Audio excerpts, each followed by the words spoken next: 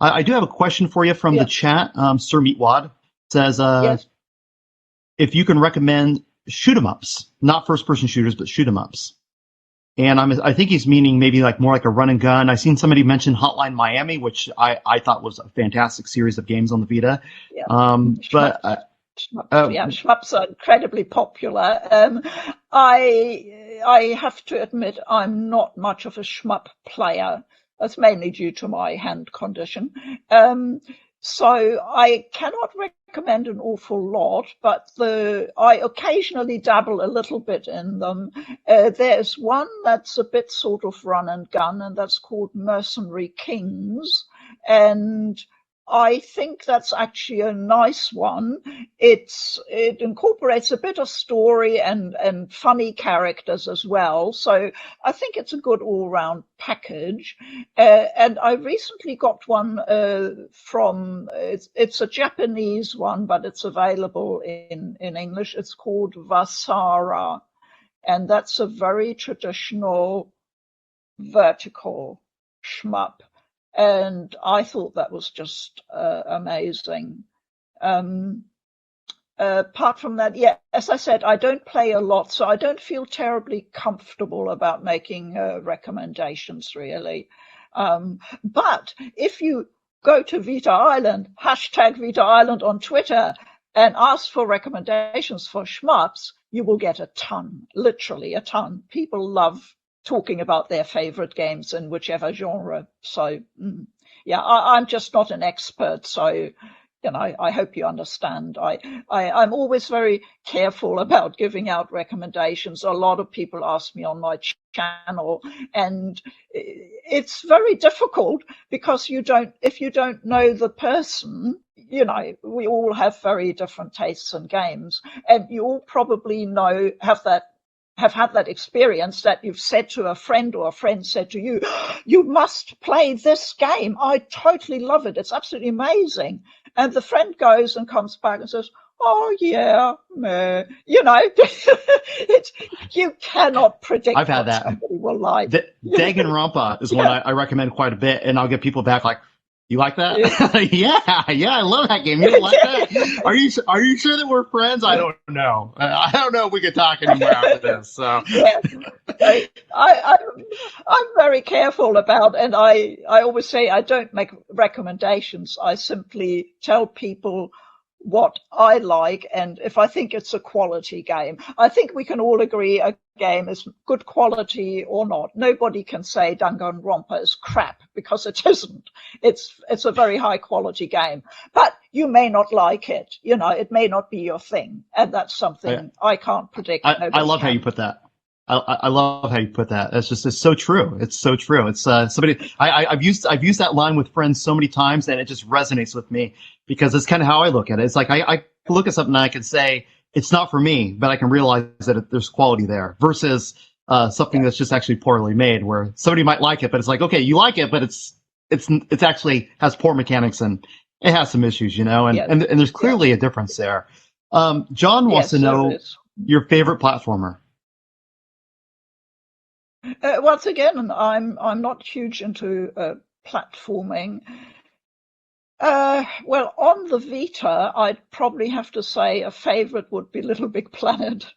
And that's just a moment. Let me see if I can pull that up. Yeah, here it is. So, Little Big Planet is an amazing game. Uh, And the thing is, you might say, I've played that on a PlayStation 3 or 4, or maybe on some, I don't know. I think it's a Sony exclusive, isn't it? It is, yeah. It's different on the Vita. The Vita game is totally different. It's still recognizably Little Big Planet with Sackboy and all that, but it's a different game. Yeah, once again, they do use touch controls, but they're really clever. The whole thing is, and it's tied in with, John Cleese's voice narration. I'm not big on platformers, but I make exceptions, let's put it like that. And Little Big Planet is one of them because it's just so fantastic. The amount of work they put into that game is just phenomenal. I'm amazed every time I boot it up. So that was just one off the top of my head. Yeah, I think I see somebody mentions the Sly Cooper collection, and I think often Yeah, I'll forget about games that are on the Vita, and I'll go look at my shelf. I'll forget that I even own yeah. them, and you're thinking that's incredible that that's actually on that system. There's just such a variety of games. I feel like if you can't find something on the Vita, I just don't know why you're even gaming at that point. Maybe you're not really into gaming, because I feel like there's definitely something for everyone. And I think I like you're saying, like, you're not much into this or into that. And for me, it's like with a running gun, I don't know if I really want to play out on a handheld. I much more prefer playing certain genres of games on a TV with a traditional controller. And I think some stuff is just better suited for a handheld. Especially like the visual novel type of stuff, or the long RPG elements and whatnot. But I'd have to say on the Vita, the number of platformers and also shmups is huge, but most of them are digital only. You'd have to look at the Vita store for that, and I can't just pull titles out of my memory right now, but I know there are many, and they're often very small games made by indie developers, and most of them are sort of middle of the road and probably pretty average, but there are quite a few that I hear people talking about that are very good, but I don't have them here physically because they exist only digitally. And that's of course a big issue with any library that relies heavily on digital games, because we all have a bit of worry over what will happen now that the Vita is legacy. And that's, I guess, a topic for the future. We don't know how that will be handled. But I always advise people, if the one piece of advice I give is back up your digital games. It's great. It's great advice. It's something I worry about, because I have a massive digital collection on the Vita at this point, because there's just so many good games coming out, and you weren't seeing physical copies, and then you just hope that a physical copy will come around. Like, there's a game, it's called Ollie Ollie, I think is what the game's called, which I bought it and I fell in love with that game, and it was digital only. You familiar with that game? It's a skateboarding game. It's kind of Yes, for whatever reason, I know about it. It just really resonated with me, though. And when they came out with the physical release on the PS4, I bought it. I don't think there's ever been a physical release for the Vita. It's just it was just critical for me to get that and support that as soon as it came out. Yes, just because I have so much love for that game. I've never played it, but I'm aware that it's regarded as a classic. That's the status of the game. It's a classic, really.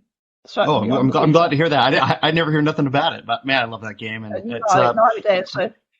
there's so many like that, though.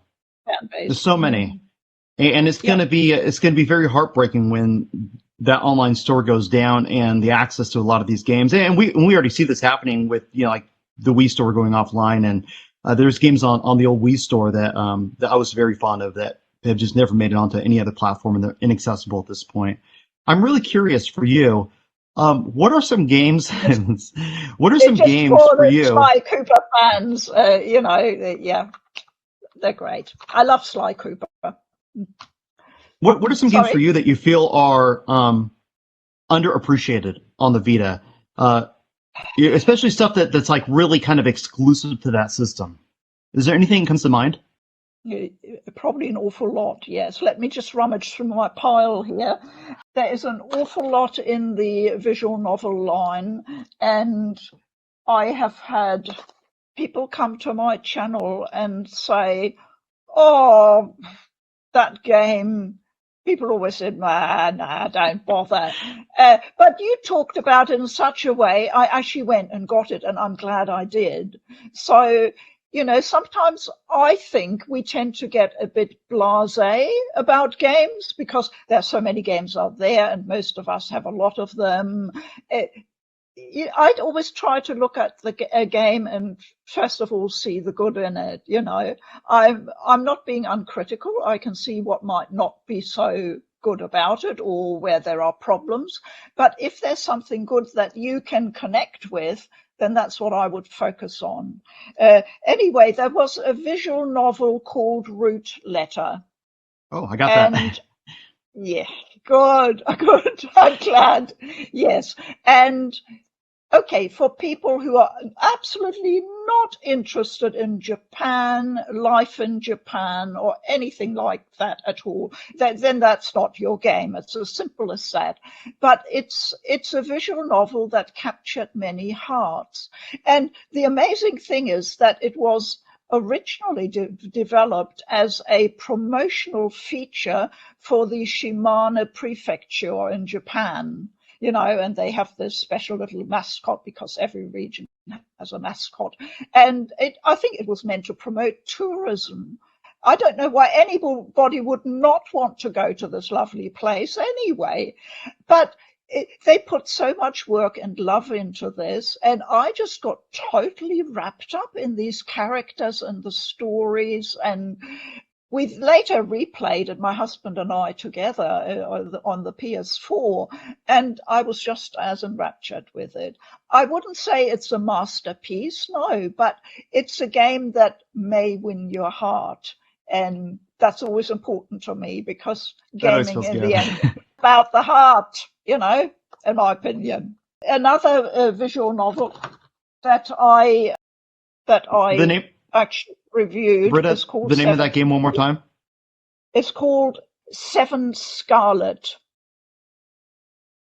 Once again, not a masterpiece, but I got very, very engrossed in it because it's a visual novel with a big mystery at the center, and you have to unravel that mystery.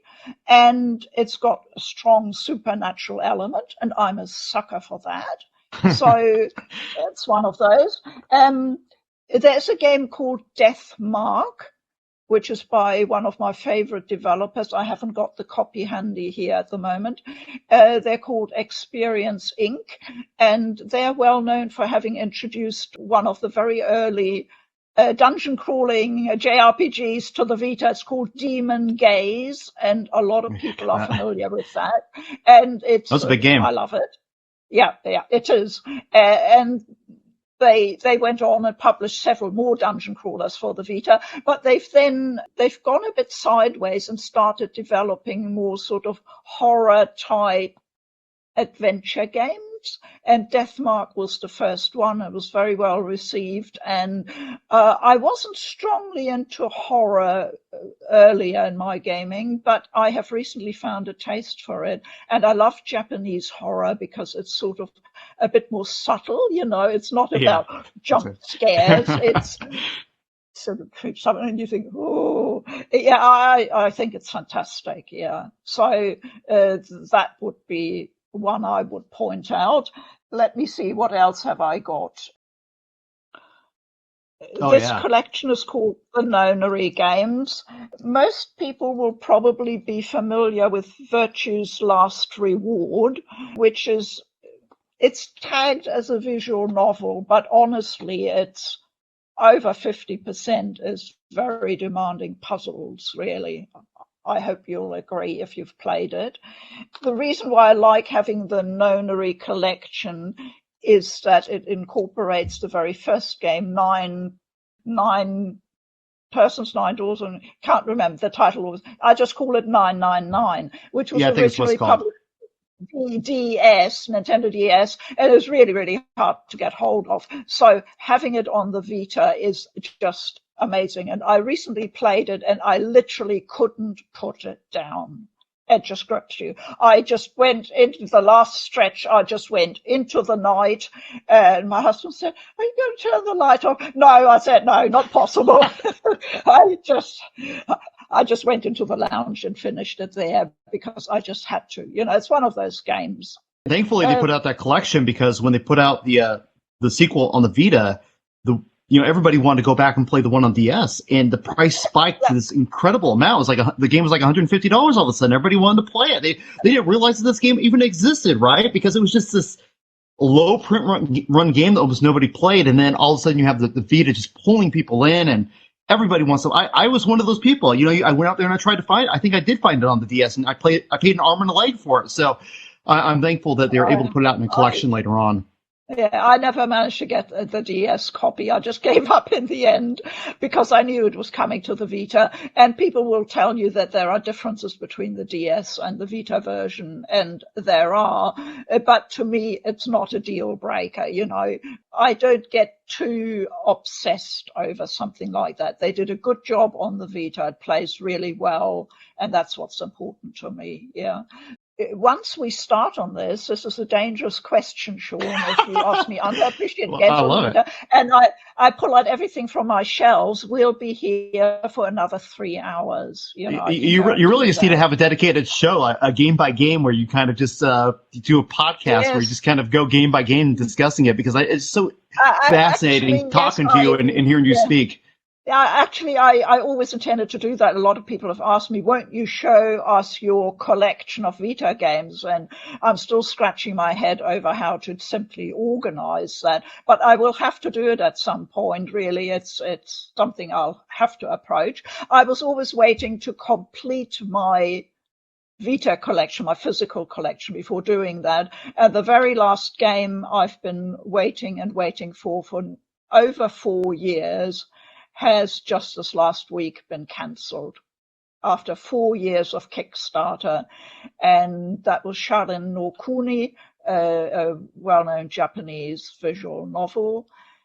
And the disappointment is, of course, huge on Vita Island. And I feel that is sort of where we're at. We've had a lot of that happen because of the Vita not selling well enough and the implications for developers. And yeah, it's very sad, but I now feel, well, that's probably the finishing line, and I'll have to seriously think about doing this, going through my collection and talking about all these games. A game by game podcast would be absolutely incredible for something like the Vita, and I think it's highly needed. So, some of these other systems that are underappreciated have game by game podcasts, like the 5200, Atari 5200, which is quite a bit older system. But I really, when somebody does a good job and has a lot of knowledge, it's there's just nothing more enjoyable, in my opinion, to listen to. I have another question for you on the visual novel end, and I think you're probably one of the only people I can actually ask this, because you have such an in-depth knowledge, and that is the impact of Steins Gate. Because I remember when that game released, it seemed like it impacted the industry unlike any other game since it. And I was just kind of wondering what your opinion was on that. If that is that overstated, is my perception on that incorrect, or did it really have this impact that I have perceived here now for some time? Okay, let's put this one to rest once and for all. Steins Gate is and always will be the best visual novel on the Vita, quite possibly on any system. I rest my case. So if there are two games, if there are two games that I have to say have had the greatest impact on me and are the pinnacle of what can be achieved on the Vita, it would be Persona 4 Golden and Steins Gate.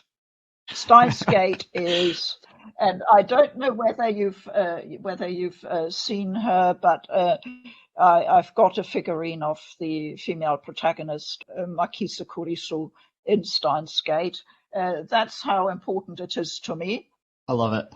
Yeah, it's. I picked it up because I remember reading about it being like one of, I really like time travel stuff, and so when I first heard about it before it really kicked off, I remember reading that there's this new a game coming out of Japan that was based on time travel. It's like, okay, pre-ordering this one, and then I got it, and it's like it was fantastic, and it just seemed like it was just blowing up with the way that people perceived that style of game after that. Was it just seemed like it had just a tremendous impact, and I've always wondered if that was just me kind of being so heavily into what I'm into, or if that was actually reality. We were talking earlier about the importance of visual novels on the Vita and how the Vita really brought them into the limelight. And we highlighted Danganronpa earlier, and Steins Gate would be the other one. I'd have to say that people know it's a recognizable name, even if they haven't played it. Can I talk just a little bit about Steins Gate? Because you have to probably stop me at some point. But a lot of people complain about it being very, very slow to get going. And the first half is slow. If you think you cannot stomach that, then okay, yeah, I understand. But that slow first half sets up everything for the second half. And the second half is a wild roller coaster ride. You only realize once you get into the second half that every little detail, whatever might have seemed trivial, some banter between some characters, some mention of something about vegetables somewhere, it all returns, and you have these aha moments all the time. Say, oh my God, yes, they mentioned that. That's how it ties in. And they've done that. It's like someone knitting and everything's knitted together, It's just absolutely amazing. It's storytelling at its finest. And that's one of the few gripes I have about video games, is that storytelling as an art form is often not developed enough. I don't think a lot of studios put enough expertise into the storytelling side. With Steins Gate, they demonstrated to us what can be done in a fairly compact format as for the Vita. The other thing I love about Steins Gate is that while it might be mainly about younger characters, they're all sort of 16 to 18, around 18 mostly, so between school and college and all that. It is a very, very adult game, and I mean by that the way that emotions and psychology is really deeply gone into. You don't realize it because you are gripped by the story and you just, you gallop through it at the end. But the stuff that happens in there, someone of my advanced years can say this because, I've seen a lot of stuff that younger people in their 20s simply haven't experienced yet. There is a lot of depth in there about what people go through in their lives and how they get through it. And it's told through a time travel story, but that doesn't matter. We're all time travelers in the end through this life. Yeah. And that's Steins Gate for me. It's deeply, deeply embedded. Okay, I'm finished. Yeah, it's I feel so lucky to have formed a friendship with you, somebody who shares just so many things in common with me, interest wise, and I know that I don't know exactly when we're supposed to wrap up. I think we're supposed to be on for an hour, which we're over that. I think it might be appropriate to ask anybody in chat if they have any additional questions. I wish I could chat with you for another hour or two, and hopefully we'll get another opportunity to hop on and do this, or maybe some other capacity. So if you're still watching and if you have any questions for Britta, feel free to let her know. And beyond that, is there anything else that you're wanting to share? Yes, I've just seen a comment from someone called Justin here at the bottom saying a lot of games came out on PS4 and now on Switch. And that is an interesting trend I do monitor, of course. And in fact, it gave me the idea for a project I want to do. I always have projects on the go, I can't stop. Looking at Vita games from the point of view that they were first published on the Vita, so they were original or exclusive on the Vita, and only then were they picked up, ported to other platforms. So the Vita was in a way the breeding ground for these games, and I want to pick out those games and look at them and maybe find out the reason why they decided to port it to other platforms. Not all games, of course, were instant success when they were ported to, like the PS4, which has a humongous install base. You know, the Vita has about 15 million and the PS4 has what, over 100 million.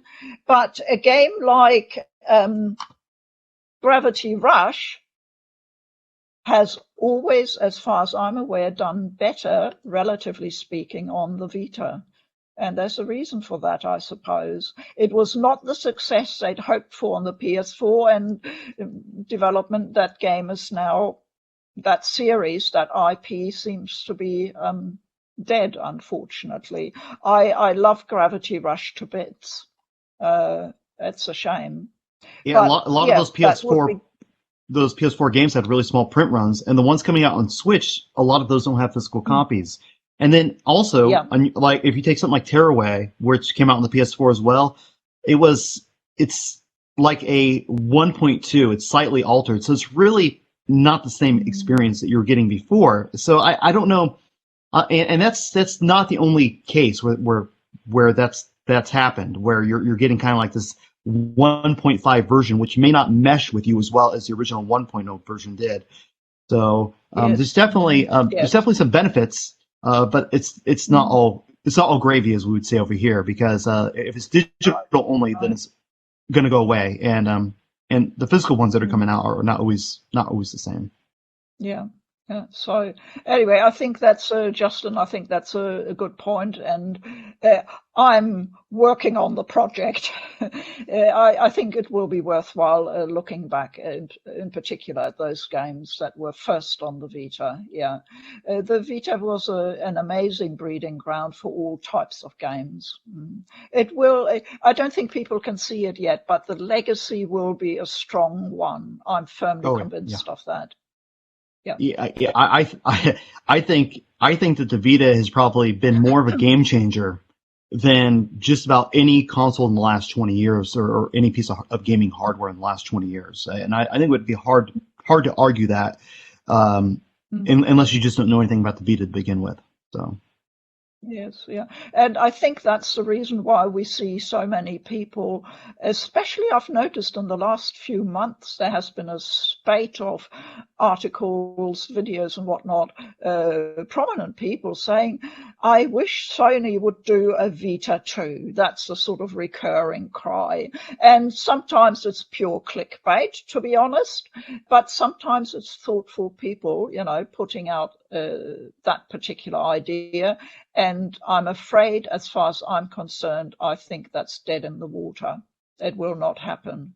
That's my opinion. But it's interesting that there's such a strong feeling out there that people would like to see another handheld from Sony. The Switch, no doubt, has contributed to that. Well, I think it's probably it for the stream. I think it's time for us to wrap this up. I think you've been absolutely incredible. I really appreciate you coming on with me and sharing your insights. If anybody wants to check Britt out, she has a channel on YouTube. It's called Food for Dogs. It's probably, in my opinion at least, it's the best Vita channel out there. You're just not going to get any better insight, as you've seen here live and in person. She's just a wealth of knowledge and just really knows what she's talking about, and has a deep love and appreciation for these games. And I think you're incredible. I learn something new every day, and that's what keeps me young. Thank you, Sean. It's been an absolute pleasure. We will talk more in the future, I have no doubt. Thank you, everyone. We appreciate it. Have a fantastic day and enjoy the rest of the convention. Thank you. Bye-bye.